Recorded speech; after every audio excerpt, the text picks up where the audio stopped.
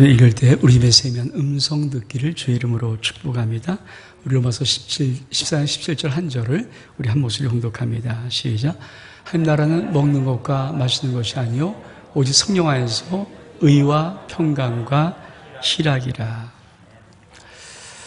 교회 생활을 천국만큼 아름답게 할 수 있다면 얼만큼 좋을까요? 믿음의 사람들이 가장 중요하게 하는 신앙생활이 교회 생활이거든요. 근데 그 교회 생활을 정말 하나님의 나라만큼 그렇게 아름답고 황홀하고 멋있게 할 수 있다면 그렇습니다. 아마 교회 생활하면서 교회에서 천국 맛을 볼 수 있는 그런 교회가 있다면 아마 정말 가장 멋있고 아름다운 교회가 아닐까. 왜냐하면 이 땅을 살아가는 모든 인간 속에는 끊임없이 다툼이 있습니다. 사실 예수님의 제자들도 다투고 싸움했습니다. 우리 말씀 볼까요? 누가복음 22장 24절의 말씀 시작. 또 그들 사이에 그들 중에 누가 크냐는 다툼이 난지라. 여러분, 예수님이 소그룹 리더예요. 그리고 그 그룹이 예수님의 훈련받은 12제자로 구성되는 어쩌면 지상 최고의 아름다운 소그룹이지만 이 소그룹 안에도 제자들끼리 누가 크냐 다툼이 있습니다. 다툼이 없는 것이 어딜까요? 정말 그것이 가능할 것일까요? 우리는 어떻게 해야 내가 신앙생활하고 있는 귀한 교회 생활을 천국 생활로 바꿀 수 있을까요? 사실 사도 바울도 다투었습니다. 사도행전 15장 36절 40절을 보면은 2차 전도 여행을 떠나는 장면입니다. 성경이 이렇게 말합니다. 바울이 바나바더러 말하되 우리가 주의 말씀을 전한 각성으로 다시 가서 형제들이 어떠한가 방문하자 하고. 얼마큼 1차 전도여행을 같이 떠났던 이 바울과 바나바가 이제는 2차 전도여행을 함께 떠날 계획을 갖고 있습니다. 근데 바나바는 마가를 데리고 가고 싶었던 거예요. 근데 사도 바울은 마가가 함께 1차 전도여행 갔다가 그만 밤빌리아에서 집으로 돌아갔거든요. 못 가겠다고. 그러니까 어떻게 선교여행 갔다가 중도에 돌아간 자를 우리 같이 데려갈 수 있냐. 못 데려간다. 그리고 의견 차이 아닙니까? 데려갈 수도 있고 못 데려갈 수도 있고 두 사람이니까. 근데 성경은 이렇게 말합니다. 39절에 보니까 서로 심히 다투어 피차 갈라서니 바나바는 마가를 데리고 배 타고 구브로로 가고 바울은 실라를 택한 후에 형제들에게 나아갔더라. 아니 사도 바울, 대사도 바울이 그것도 거룩한 전도 여행을 떠나기 직전에 바나바와 시큰 다투고 헤어져 버리고 말았어요. 정말 우리가 신앙생활하면서 천국을 이룰 수 있는 것이 얼마큼 힘들까 어려울까.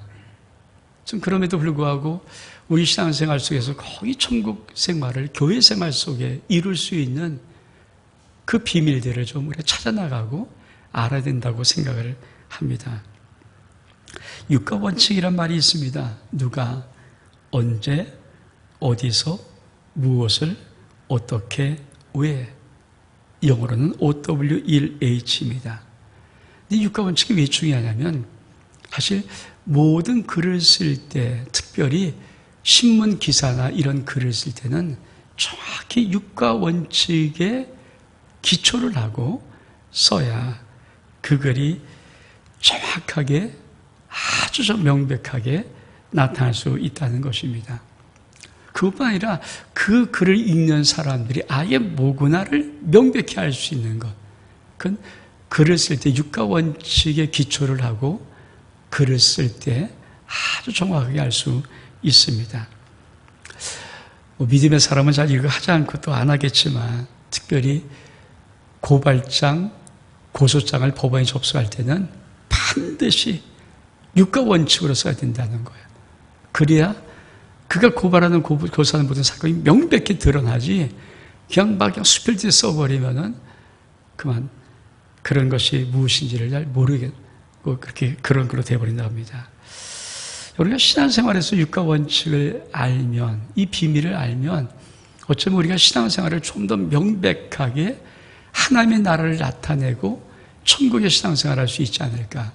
저는 그래서 오늘 로마서 14장을 기본으로 해서 신앙생활 육가 원칙의 비밀을 여러분에게 말씀을 좀 나누려고 합니다.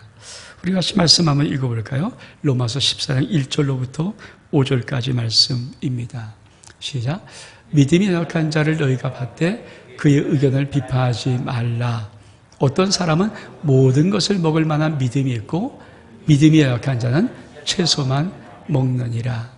먹는 자는 먹지 않은 자를 업신여기지 말고 먹지 않은 자, 먹는 자를 비판하지 말라. 이는 하나님이 그를 받으셨음이라. 남의 하인을 비판하는 너는 누구냐? 그가 서 있는 것이나 넘어지는 것이 자기 주인에게 있음에 그가 세움을 받으리니 이는 그를 세우시는 권능이 주께 있음이라.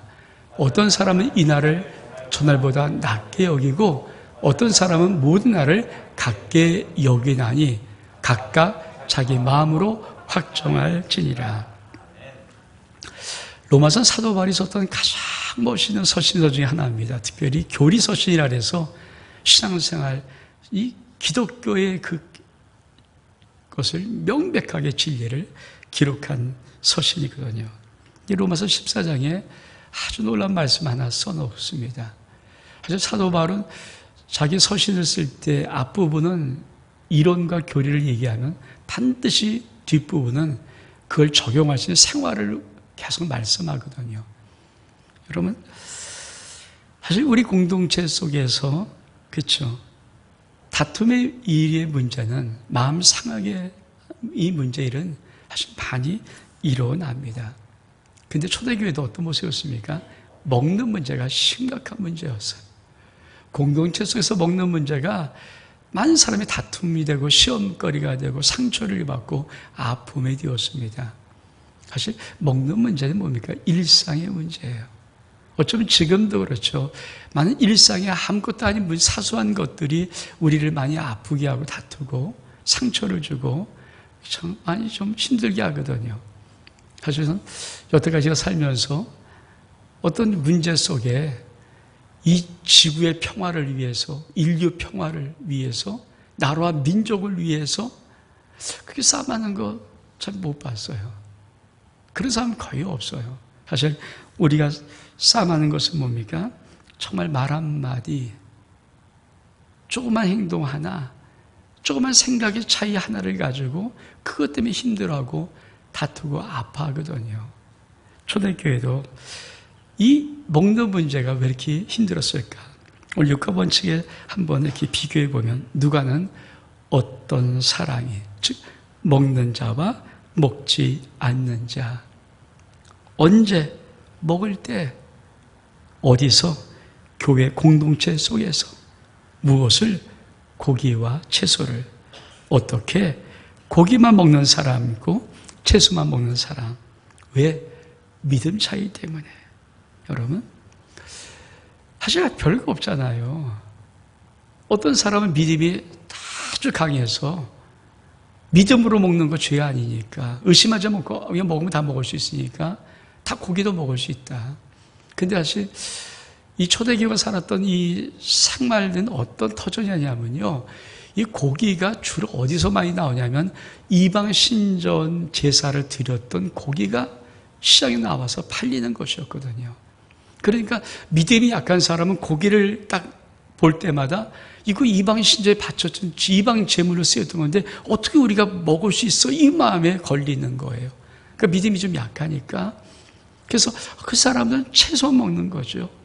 이런 문제가 끊임없이 이 초대교회 속에 있던 문제였습니다.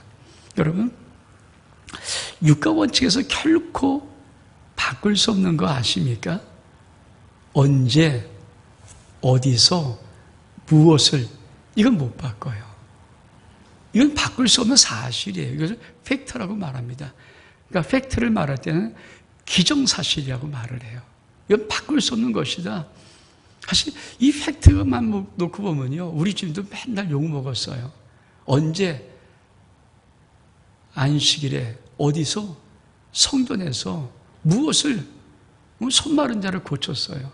그러니까 뭐라고 말합니까? 이야, 저 안식일을 보면 나쁜 사람이라고. 그러니까 언제 어디서 무엇을 따지면 우리 주님도 맨날 욕먹는 거예요. 언제 식사 자리에서 어디서 마태 세리집에서 무엇을? 포도주와 떡을 먹었어요. 그러니까 사람들이 손가락질면서 먹기를 탐하고 포도주를 즐기는 사람이라고 또 막 비난하는 거죠. 왜 제 세리집에서 먹냐고. 그러니까 언제 어디서 이 무엇이라는 것은 바꿀 수 없기 때문에 이거를 갖고 따지기 시작하면 우리 주님도 맨날 욕먹어요. 맨날 욕먹고 맨날 사람들에게 비판만 듣고 그렇잖아요. 여러분, 육가 원칙에서 바꿀 수 없는 언제 어디서 무엇을 바꾸려고 하기 때문에 우리 속에 다툼이 일어나는 거거든요. 근데 이 기정사실은 이미 일어난 것이니까 바꿀 수 없어요. 근데 육가 원칙에서 바꿀 수 있는 것이 있습니다. 제가 웬만하면 사실 이런 말은 좀 안 하지만 철학자 하이데커, 이건 뭐라도 이해를 돕기 위해서 이런 말 한번 꺼내볼게요. 해석은 이해의 완성이다. 철학자 하이데커라는 사람이 해석은 이해의 완성이다. 이 말을 했어요. 이 말은 무슨 말이냐면 사실, 굉장히 중요하지만 사실을 어떻게 내가 해석하에 따라서 내가 어떤 이해를 가질 수 있다는 거예요. 사실 내가 어떻게 해석하는가? 해석자가 그 사실을 어떻게 해석하냐에 따라서 내가 이해도가 달라지고 그 이해도가 그건 자기 것이 된다는 것이거든요. 사실 우리가 많은 말을 옛날에 들었죠. 패러다임의 전환. 그렇죠? 어떤 똑같은 거를 놓고 보지만 내가 그걸 어떻게 해석하냐에 따라서 패러다임이 바뀌면은 그게 나쁜 게 아니라 좋은 게 되고 이해할 수 있는 것이 되고 오히려 더 긍휼의 마음 갖고 도와줄 수 있는 마음이 충분히 되는 것 아닙니까? 근데 니체는 또 한 걸음을 더 나가서 이렇게 말합니다. 사실은 없고 이해만 있을 뿐이다. 사랑 여러분, 정말 교회 생활에서 신앙생활을 정말 천국 생활처럼 진짜 멋있게 아름답게 하려면 우리가 오늘 로마서 14장의 이 말씀을 기초로 한 신앙생활의 육가 원칙의 비밀을 정확히 여러분이 좀 이해를 하고 알고 그대로 순종하면 이 교회 속에서, 아름다운 교회 속에서 여러분이 정말 신앙의 천국의 맛을 누리며 살아갈 수가 있습니다. 첫 번째로 육가 원칙에 바꿀 수 있는 것이 있어요. 그것이 뭡니까? 누가입니다. 누가. 언제 어디서 무엇은 못 바꿔요. 기정사실입니다. 그래서 complete fact라고 그래요. 이미 완성된 사실이라는 거거든요. 근데 누가 바꿀 수 있어요. 누가를 바꾸는 비밀을 첫 번째 우리 한번 보기로 합니다. 자, 로마서 14장 6절의 말씀. 시작. 나를 중히 여기는 자도 주를 위하여 중히 여기고 먹는 자도 주를 위하여 먹으니 이는 하나님께 감사하며 먹지 않는 자도 주를 위하여 먹지 아니하며 하나님께 감사하느니라. 여러분, 교회 공동체에서 교회 생활은 뭡니까? 그것이 잘하든 못하든 맞기하든 틀리하든 모든 사람이 하는 교회 생활의 모든 수고, 모든 자그마한 봉사, 모든 것들은요, 그렇죠? 주를 위한 거예요. 그러니까 성경은 뭡니까? 나를 중히 여기는 자도 주를 위한 것이다. 먹는 자도 주를 위한 것이야. 그럼 먹지 않는 자도 주를 위한 것이야. 쉽게 말하면 너도 주를 위한 것이고 나도 주를 위한 것이야. 이게 누가를 바꾸는, 육가 원칙의 누가를 바꿀 수 있는 비밀입니다. 다를 수 있죠. 사람이 다 똑같지 않잖아요. 쌍둥이도 다른데 다 다를 수 있어요. 또 차이가 있을 수 있어요. 잘하고 못하고 또 틀릴 수 있어요. 맞고 안 맞고. 근데 교회에서는 모든 삶이 어떤 봉사든 어떤 충성이든 어떤 일이든 간에 그 사람이 교회 안에서 하는 일의 최고가 뭡니까? 다른 거 없어요. 못해도 주를 위해서, 잘해도 주를 위해서, 맞아도 주를 위해서, 좀 틀려도 주를 위해서 하는 거예요. 그 성경이 그거를 딱 던지는 겁니다. 지금 나를 중하게 여기는 그 사람, 주를 위해서 중하게 여기는 거야. 고기 모두 다 먹을 수 있는 사람, 주를 위해서 다 먹을 수 있는 거야. 근데 그럼 채소 먹고 아무것도 고기 못 먹는 사람, 주를 위해서 못 먹는 거야. 여러분, 이것이 아무것도 아닌데요. 저 사람이 좀 부족해도 주님을 위한 것이구나. 그렇죠? 이게 얼만큼 놀라운, 이 비밀을 알면, 그렇죠? 잘하고 못하고 문제 아니에요. 얼만큼 맞고 틀리고 문제 아니에요. 그 사람이 하는 모든 교회 활동은, 모든 교회에서 하는 모든 봉사는 주님을 위한 것이다. 이게 알면은 누가를 바꿀 수 있어요. 자, 그러면 우리 주님은 어떻게 바꾸는가? 우리 한번 로마서 14장 7절, 8절, 2절 이어서 보겠습니다. 시작. 우리 중에 누구든지 자기를 위하여 사는 자가 없고 자기를 위하여 죽는 자가 없도다. 우리가 살아도 주를 위해 살고 죽어도 주를 위해 죽나니 그러므로 사나 죽으나 우리가 주의 것이로다. 여러분, 전 성경을 볼 때마다 성경을 참 이렇게 멋있게 보기 때문에 로마서 14장의 말씀을 쭉 한번 봉독하면서 저희도 많이 읽어봤거든요. 근데 어떤 사람이 믿음이 연약해서 먹지 못한 사람, 먹는 사람, 이게 계속 이렇게 이런 식으로 나와요. 근데 여러분, 14장 6절에 딱 뭐라고 바뀝니까? 나를 중하게 여겨도 주를 위해서. 다 먹을 수도 주를 위해서. 먹지 못해도 주를 위해서. 그리고 14장 7절 말씀에 갑자기 누가를 바꿔요. 뭐로 바꿉니까? 우리랑. 우리가 뭡니까? 1인칭 복수예요. 우리로 바꿔요. 이게 누가를 바꾸는 비밀이에요. 야, 그 사람 왜 그래? 그 친구 왜 그래? 이게 아니라 나와 너가 우리예요, 우리. 그래서 뭡니까? 우리 중에 누구든지 자기를 위해 죽는 자가, 사는 자가 없고 자기를 죽는 자가 없도다. 우리가 살아도 주를 위해서, 죽어도 주를 위해서. 그러므로 사나 죽으나 우리가 주의 것이다. 우리를 바꾼 우리를. 여러분, 이 우리가 바뀌어져야, 누가가 우리로 바뀌어져야 1인칭 복수입니다. 1인칭. 누가가 나라는 1인칭의 복수예요. 그러니까 이게 바뀌어져야 비로소 우리는 누가라는 걸 바꿀 수 있으면서 신앙생활에 놀라운 천국의 생활의 비밀을 열어갈 수가 있어요. 여러분, 너가 합쳐서 우리, 이게 바뀌어져야 됩니다. 그렇죠. 여러분, 사실 가족 공동체 잘 가족 보셨나요? 부모와 자식 간의 관계 속에 부모가 어릴 때, 자식이 어릴 때 그 자식들이 얼만큼 많이 철없는 행동을 많이 합니까? 근데 엄마 아빠 속에 나 이게 아니잖아요. 내 자식이에요. 우리예요, 우리. 여러분, 그래서 자식이 그렇게 아무리 속을 썩여도 부모는 자식의 가슴에 다 품고 있습니다. 왜? 우리이기 때문에 떨어질 수가 없어요. 여러분, 교회 공동체 속에 우리가 있다면 그 교회 공동체 속에, 그렇잖아요. 그 사람이 잘하건 못하건 아니면 또 나와 같이 얼마큼 못하려건 이거 아무 상관없죠. 그가 하는 모든 것은, 그에 사는 것은 주를 위해서. 그가 하는 모든 것이 다 주를 위해서 한다면, 나도 주를 위해서 한다면 나와 너는 우리라는 거예요. 이것을 바꿀 때 놀라운 것은 우리 신앙생활이 천국의 신앙생활로 들어갈 수가 있습니다. 그러면 주님은 어떻게 바꾸셨을까? 우리 말씀 보겠습니다. 요한복음 15장 15절 말씀 시작. 이제부터는 너희를 종이라 하지 아니하리니 종은 주인이 하는 것을 알지 못함이라. 너희를 친구라 하였노니 내가 아버지께 들은 것을 다 너에게 알게 하였습니다. 그렇습니다. 우리 주님이 처음 만났을 때는 그들에게 어떻게 종이라는 어떤 느낌, 왜 그들이 하나님과 피조물 관계니까 있을지 모르겠어요. 근데 주님께서 요한복음 15장 정도에 딱 오시면서 뭡니까? 내가 이제부터 너희를 종이라 하지 않겠다. 내 친구야. 주님이 바꾸면서 뭡니까? 천국의 비밀을 알려줄 수 있는 친구로 바꿔주는 거예요. 사실 그래요.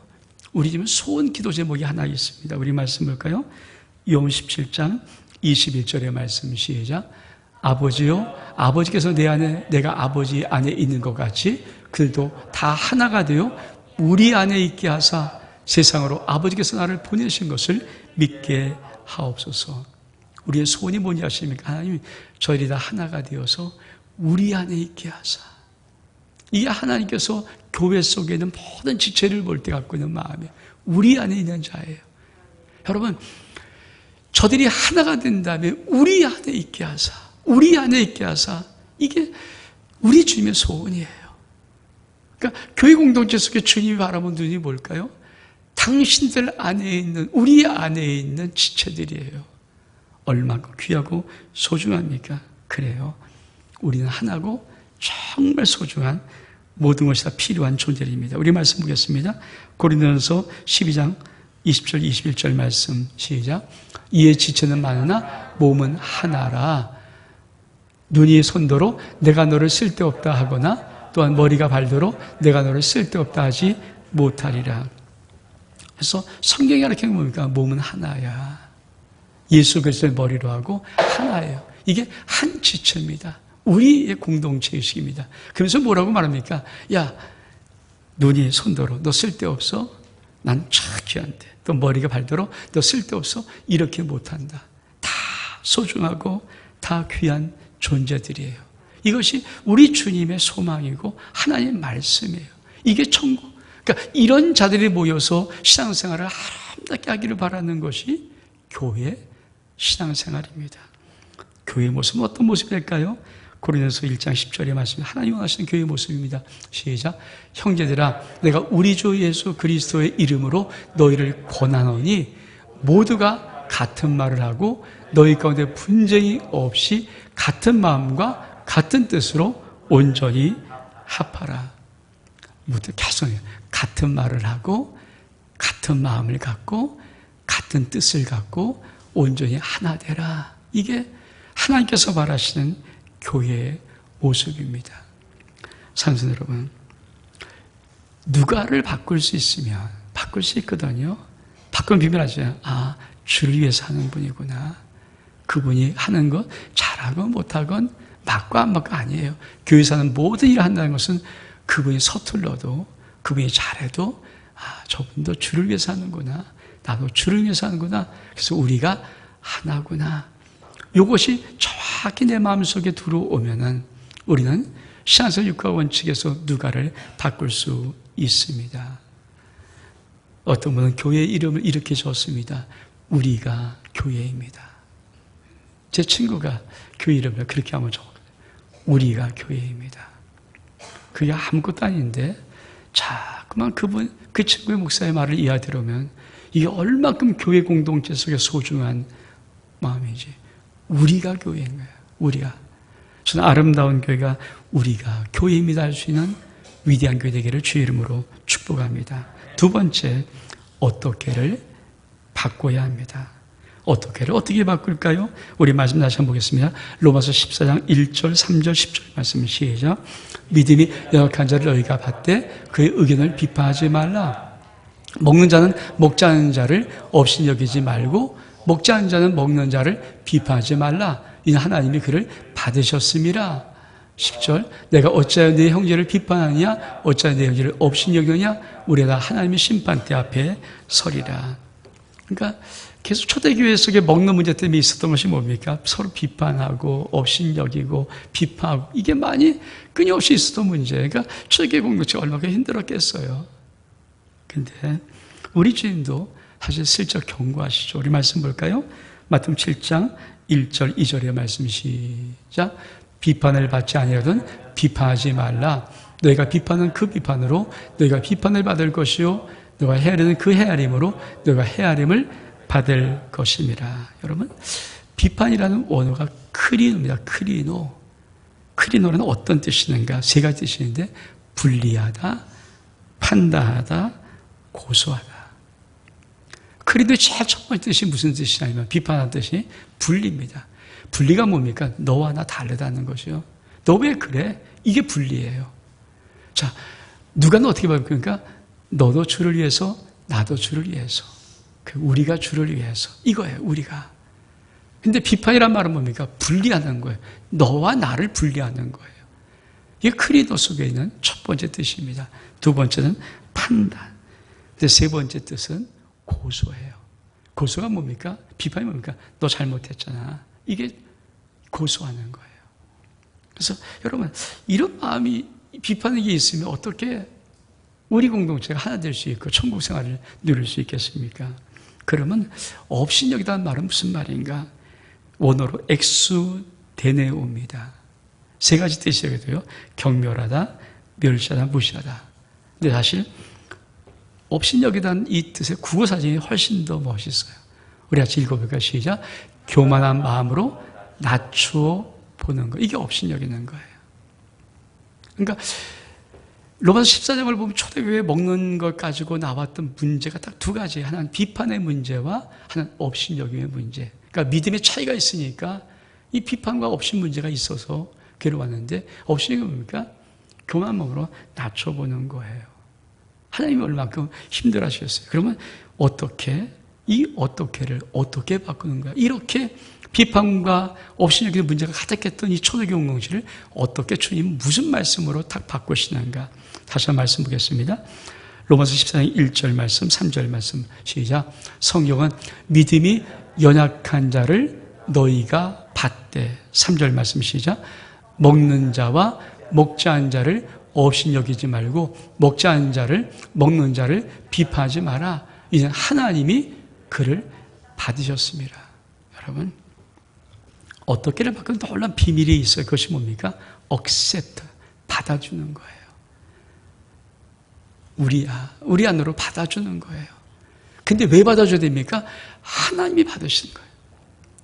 하나님이 먹는 자, 먹지 않는 자 다를 다 받아버렸어요. 비판을 받고 있는 상대방을 하나님이 받으신 자예요. 근데 하나님이 받으시면 우리가 어떻게 안 받습니까? 그러니까 하나님이 받으셨어. 네가 비판한 그 사람을 이미 하나님이 받으셨어. 그러니까 너도 받아. accept. 그렇죠. 사실 우리가 정말 우리의 것으로 받아들이고 우리 가족으로 받아들이면 다 용서가 되잖아요. 사랑하는 사람으로 내가 받아들이면 다 이해가 되는 거거든요. 그렇죠? 여러분, 내가 사랑하는 내 가족이 부모가 자식을 키울 때 그 자식을 사랑의 부모로 받아들였기 때문에 이 자식이 하는 모든 어떤 세상의 손가락질 아무리 해도 부모는 이해를 해요. 받아주는 자. 왜? 자기 자식이니까. 그게 우리의 마음이거든요. 하나님이 우리를 받아주셨어요. 연약하고 못나고 이게 아니라 그냥 다 받았던 거예요. 그러면서 우리가 원하는 게 뭡니까? 너희도 받아라. 너희도 받아라. 믿음이 연약한 자, 좀 힘들고 좀 못하는 자 상관없다. 너희도 받으라는 겁니다. 그래서 어떻게를 바꾸는 첫 번째 비밀이 뭡니까? 받아주는 거예요. 하나님도 받으셨는데 여러분 뭐 이렇게 이런 일을 하게다 내 마음에 안 들어요. 그럴 수 있고 왜 저렇게 못하냐 그럴 수 있지만 내 마음속에 하나님도 그를 받고 계신데 그 잘하든 못하든 그를 받고 계신데 나도 받아야지. 이 마음이 있으면 교회는 천국의 생활로 바뀔 수 있으면 그러면 어떻게 바꿔야 됩니까? 로마서 14장 13절 19절의 말씀 시작. 그런즉 우리가 다시는 서로 비판하지 말고 도리어 부딪힐 것이나 거칠 것을 형제 앞에 두지 아니하도록 주의하라. 그러므로 우리가 화평의 일과 서로 덕을 세우는 일에 힘쓰나니. 성경은 다시는 비판하는 일 하지 말라. 비판하지 말라. 이게 하나님께서 말하는 거예요. 어떻게 정말 네가 하나님이 받으셨으니까 나도 받아야지 이렇게 받아주는 걸 내가 받았다면은 다시는 비판하지 말라. 두 번째는 뭡니까? 부딪힐 것, 거칠 것이 형제 앞에 두지 않도록 주의해라. 여러분, 엄마가 집안에 있다가 우리 아이가 어린아이인데 이제 뭐 1살, 2살, 3살인데 막 가다가 넘어져서 크게 다칠 것이 어때요? 앞에 위험한 게 있으면 여러분 안 치고 가만히 있고 애가 조심해라. 아이고 조심하니까 아이고 저놈이 아주 이러고 합니까? 그럼 바보잖아요. 미리 다치고요. 좀 넘어지면 다칠 거, 손 잡으면 베일 거 다 치워놓지 않습니까? 그 말하고 있는 그 말하는 거. 교회 속에 믿음이 강한 자도 있어요. 신앙이 오린 자도 있어요. 근데 가만히 있다가 놔두고 있다가 막 아이고 어떻게 나 보자. 아이고 내가 그럴 줄 알았어. 아이고 저놈이 이게 있으면 얼마나 웃기는 얘기입니까? 그거 하지 말라. 그거 거칠 것 부딪히고 있으면 미리 다 네가 주위에서 네가 치워놔. 그렇죠? 치워놓는 게 맞죠. 그걸 내가 미리 다 갖춰놓고, 왜? 천차만별의 교회 신앙인 사람들이 오고, 다 믿음이 일정치가 않고 높지 않은데, 다 잘할 수 없는데, 그 사람들이 할 때 모든 것이 이렇게 저러는 거를 가지고 내가 가만히 지켜보고 있다가, 아이고, 잘하나 보자 하다가, 아이고, 하면, 에이, 거봐. 이렇게 하지 말라. 그래서 부딪힐 것이나 거칠 것을 형제 앞에 두지 않도록 네가 주의해라. 그러면서 뭡니까? 화평의 일과 덕을 세운 일에 심산이에요. 그렇죠. 우리 교회에서 만약에 믿음이 좀 앞장서 많은 분들이 혹시 이렇게 이거 실수하면 어떨까? 저기서 자꾸만 적어놓기로 하는 거예요. 예? 적어놓고. 그렇잖아요. 실수할 수 있죠. 그럼 적어놓으면 되는 거예요. 적어놓으면. 이거 좀 이렇게 했습니다. 이렇게 하면 좋습니다. 적어놓으면 되는 거예요. 그래서 자꾸만 사람들에게 그런 것들을 알려주면서 어떻게든지 어떻게를 바꾸면 언제 어디서 무슨 기정사실 팩트예요. 못 바꿉니다. 그건 주님도 욕먹었다 그랬잖아요. 근데 어떻게를 누가를 바꿀 수 있어요. 세 번째로 왜를 바꿔야 됩니다. why, 왜를 바꿔야 됩니다. 왜를 어떻게 바꾸는가? 우리 말씀 볼까요? 로마서 14장 4절 8절 말씀 시작. 남의 하늘 비판한 너는 누구냐? 그가 서 있는 것이나 넘어지는 것이 자기 주인에게 있음에 그가 세움을 받으리니 이는 그를 세우시는 권능이 주께 있음이라.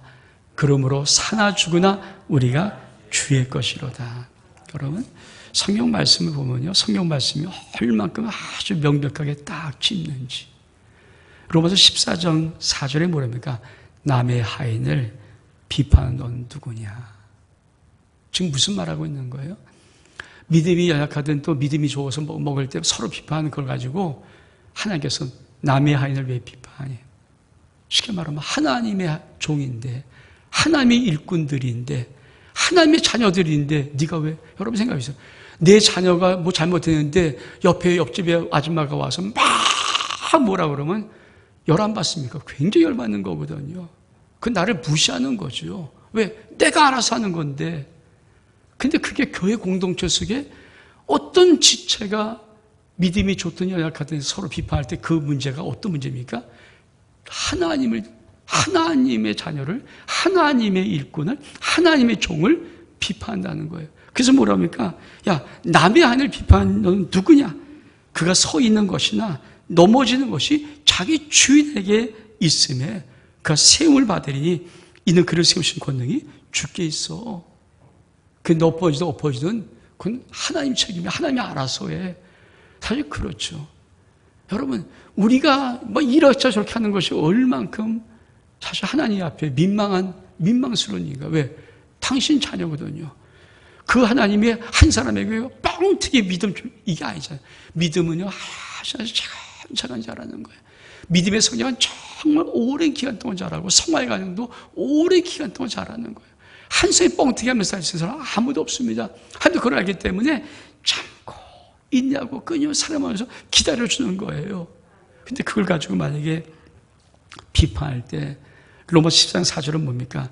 남의 하인을 비판하는 누구냐 이렇게 묻는 거예요. 우리가 여러분 만약에 우리 교회 공동체에서 모든 다 하나님의 자녀 아닙니까? 다 하나님의 것이에요. 하나님의 일꾼들이 하나님의 종들입니다. 근데 만약에 이렇게 저렇게 한다 서로 비판한다 그러면 그게 뭡니까? 하나님 앞에서 막 꾸짖는 거거든요. 하나님이 얼마나 민망하시겠어요. 그만 알아도 우리는 왜를 바꿔야 됩니다. 아, 하나님의 자녀지. 하나님이 책임지시지. 하나님이 알아서 하시. 전제동하시는 게 하나님께서 그걸 능히 하실 수 있지. 그리고 여러분들이 그거를 인정할 때 이 왜가 바꿔집니다. 두 번째로 내 형제입니다. 로마서 14장 10절 15절 제가 읽겠습니다. 시작. 내가 어찌하여 내 형제를 비판하냐? 어찌하여 내 형제를 업신여기느냐? 우리가 다 하나님의 심판 앞에 서리라. 만일 음식으로 말미암아 내 형제가 근심하게 되면 이는 내가 사랑으로 행하지 아니함이니 그러므로 대신하여 죽으신 형제를 내 음식으로 망하게 하지 말라. 오늘 이 두 절 속에 형제가 4번 나옵니다. 내 형제, 내 형제, 내 형제, 내 형제. 근데 마지막에 내 형제 어떤 수식어가 붙어 있어요? 그리스도께서 대신하여 죽은 내 형제를, 그리스도께서 대신하여 죽은 내 형제를. 이 말은 무슨 말입니까? 네가 지금 비판하는 그 상대방이 우리 주 예수님이 당시 생명값을 대신해서 주고 살리신 그렇게 소중하고 귀한, 정말 보배로운 존재라는, 귀중한 존재라는 거예요. 근데 그 형제를 왜 네가 아무것도 아닌 음식으로 망하게 하니? 이게 하나님의 말씀이에요. 저 로마서 14장을 한 주간 내내 묵상하면서 참 마음이, 우리 하나님이 어떤 마음을 갖고 교회 공동체를 원하시는지를 알겠더라고요. 그래서 그리스도 대신하여 죽으신 내 형제다. 네 형제가 그냥 시시한 사람이 아니야. 내가 대신해서 죽은, 내가 대신해서 죽고 살린 그렇게 소중한 보물단지야. 근데 네가 왜 이렇게 소중한 자를, 음식 아무것도 아니야. 나 그 음식 신경 쓰지 않거든. 뭘 못해 아무 상관없거든. 왜 그런 것 때문에 망하게 하니? 그 말입니다. 여러분, 그렇습니다. 교회 속에 가장 어떤 자도 주님이 그가 주를 고백하는 순간에 생명값 주지 않았으면 그 구원될 수 있나요? 그가 그리스도 대신하여 죽은 형제입니다. 그래서 소중한 거예요. 주님이 정말 소중하게 보는 거예요. 근데 그 주님께서 당신은 생각지도 않아. 그게 잘하고 못하고 다루고 아무 사이 없거든요. 당신은. 근데 그거를 왜 그것 가지고 그 형제를 망하게 하면 되냐? 이 말을 주님이 하십니다. 세 번째로, 외를 바꾼 세 번째, 우리가 오늘 봉독한 말씀 바로 하나님의 나라입니다. 우리 말씀 다시 한번 읽겠습니다. 로마서 14장 17절 말씀 시작. 하나님의 나라는 먹는 것과 마시는 것이 아니요 오직 성령 안에서 의와 평강과 희락이라. 20절 말씀 시작. 음식으로 말미암아 하나님의 사업을 무너지게 하지 말라. 여러분, 하나님께서 이 말씀을 여기에 쓰는 거예요. 시편 쭉 계속 우리의 육하 원칙에서 누가를 바꾸고 어떻게를 바꾸고 왜를 바꾸면서 왜에다가 다 마침표 찍는 겁니다. 왜 이걸 바꿔야 되는 줄 아니? 하나님의 나라는 먹고 마시는 거 아니다. 잘한 말이에요. 먹고 마시는 문제, 일상의 문제가 사소한 거, 그거 하나님 나라 아니다. 그거 아무 상관없다. 하나님 나라가 진짜 뭔지 아니? 성령 안에서 의와 평강과 희락이다. 여러분, 의가 뭡니까? 의는 디카이오 슈네입니다. 디카이오 슈네라는 뜻은요, 이런 뜻이에요. 어지고 착한 사람의 덕스러운 성품. 사려 깊은 성품이 디카이오 슈네예요. 의예요, 의. 그러니까 의라는 것은 정말 사려 깊은 성품이에요. 그 덕스러운 거예요. 어진 거예요. 그래서 이 디카이오 슈네 뜻에는 친절, 자비, 긍휼이 있습니다. 여러분, 그것도 성령 안에서. 성령 안에서 디카이오 슈네란 말은 어떤 말일까요? 정말 사려 깊은 마음이에요. 정말 덕스러운 마음이에요. 정말 친절한 마음이에요. 이것이 하나님 나라의 첫 번째예요. 하나님 나라는 성령 안에서 이렇게 살아가는 거야. 배려 깊고 사려 깊고 아주 예의가 바르고 친절하고 자비하고 긍휼이 많고 덕을 세우며 살아가는 것. 이게 바로 성령 안에서 살아가는 하나님 나라 교회 생활이라고 말하는 겁니다. 두 번째로 평강, 에이레입니다. 에이레라는 말은 뭡니까? 근심, 걱정이 없는 게 평강이에요. 여러분, 어떤 이 공동체 속에 누가 들어와서 있는데 근심이 잔뜩 이고 마음이 찢어지고 아파요. 그건 뭡니까? 성령 안에서 이미 평강을 이루지 못한 거예요. 에이레는 근심, 걱정이 없는 상태, 그리고 이 상태에서 흘러나오는 놀라운 축복을 에이레라고 말합니다. 그럼 성령 안에서 의와 평강, 희락은 뭘까요? 희락이 그냥 말 그대로 기쁨, 즐거움이잖아요. 근데 이 희락이라는 단어가 카라예요, 카라. 원어가 카라인데 이 카라는 아주 중요한 의미가 있어요. 그냥 기쁨이 아닙니다. 신랑이 신부를 맞이하는 기쁨이에요. 신랑이 오늘 내 장가가요. 신부를 맞이해요. 그 기쁨을 카라라고 하는 거예요. 그 기쁨. 그러니까 오늘 로마서 14장 17절은 무슨 말씀하는 것입니까? 정말 하나님 나라가 교회 속에 이루어진 것이 뭔지 아니? 먹고 마시는 사소한 일상의 문제, 그것 때문에 다투고 이거 아니야. 그게 아니라 진짜 교회 공동체 사는 나라가 이루어진 천국 생활을 어떻게 하는지 아니? 성령 안에서 의와 평강과 희락이야 성령 안에서 이루는 거예요. 이 공동체 안에 하나님의 기쁨이 넘치고 이 공동체에 너그럽고 자비롭고 배려 깊은 깊은 사랑 깊은 마음들이 있고 이 공동체 안에서 근심 걱정 없고 신나는 사람 그 생활을 하나님께서 원하시는 것이 바로 정말 주께서 원하시는 교회의 진짜 본질적인 모습입니다. 저는 그러면서 예배 속에 하나님께서 이걸 왜 두셨는가를 예배 순서 속에 결론으로 예배 마지막이 왜 축도인가? 우리 고린도후서 13장 13절 말씀. 저는 이것을 솔직히 알고 막 가슴이 진짜 먹먹할 정도로 힘들었거든요. 고린도후서 13장 14절 이게 축도거든 축도. 같이 한번 읽겠습니다. 시작. 주 예수 그리스도의 은혜와 하나님의 사랑과 성령의 교통하심이 너희 무리와 함께 있을지어다. 이게 축도의 원. 이게 축도의 원. 이 축도를 기반하라고 약간씩 말해줘. 우리가 좀 더 풍요롭게 하는 것 뿐인데 저게 축도거든 축도. 그러니까 모든 예배의 마지막 순서 뭡니까? 주일 예배 속에 축도 있어요. 근데 축도가 뭡니까? 그냥 그대로 주 예수 그리스도의 은혜와 하나님의 사랑과 성령의 교통하심이 지금 이 무리와 함께 있을지어다. 이게 축도예요. 다시 말하면 정말 예배 속에서 축도만 그대로 와도 우리가 어떤 공동체로 살아갈 것인지 우리가 어떤 은혜로 살아갈 것인지를 그냥 아는 거죠. 왜? 아니 주님의 은혜가 가득 찬 공동체 하나님의 그 어마어마한 무한 사랑이 가득 넘치는 공동체 거기다 성령이 교통하는 그 공동체가 우리 무리와 늘 함께 있는 것 이게 축도거든요. 예배를 다 마치고 마지막 축복 기도가 이거거든요. 그 공동체에 무슨 다툼이 있고 무슨 싸움이 있고 무엇이 있습니까?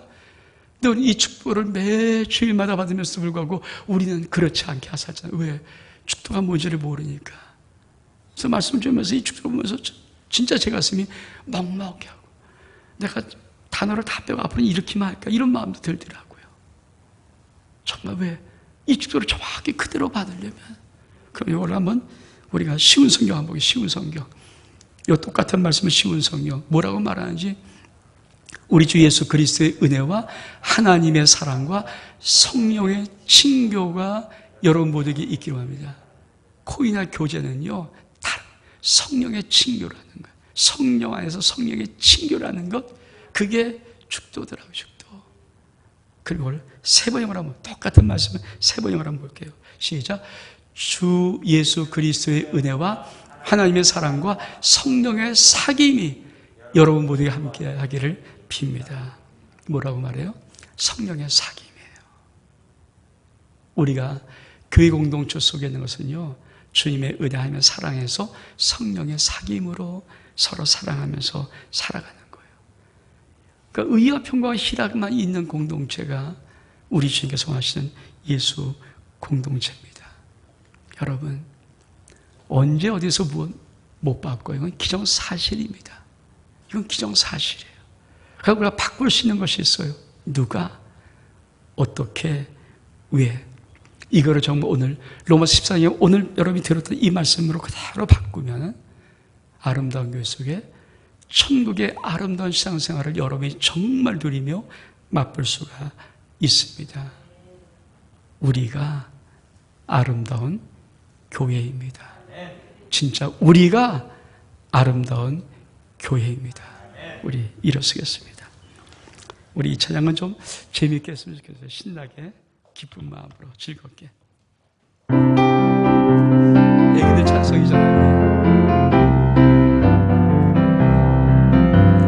아름다운 마음들이 모여서 주의 은혜 나누며 예수님을 따라 사랑해야지 우리 서로 사랑해 하나님이 가르쳐준 한 가지 내 이웃을 내 몸과 같이 미운 다툼 시기 질투